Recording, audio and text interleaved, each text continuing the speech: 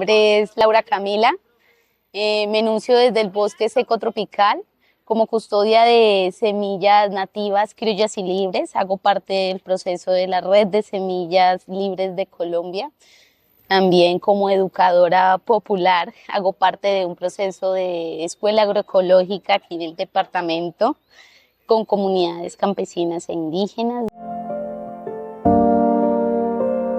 Para empezar, una educación para la defensa de la vida se construye desde la interseccionalidad de muchas realidades y de muchas formas de entender y de habitar la vida, ¿no?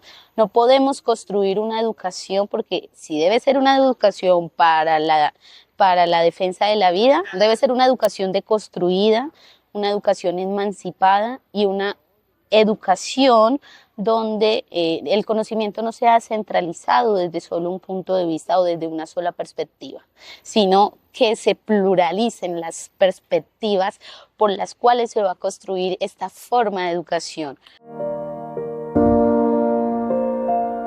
Juntando muchas cosmovisiones y desde ahí puede empezar a emerger el verdadero conocimiento, la verdadera educación, desde las experiencias, desde las formas de habitar, desde las diferentes prácticas, incluso de aquellas prácticas y saberes que están en peligro de extinción o que hay que rescatar.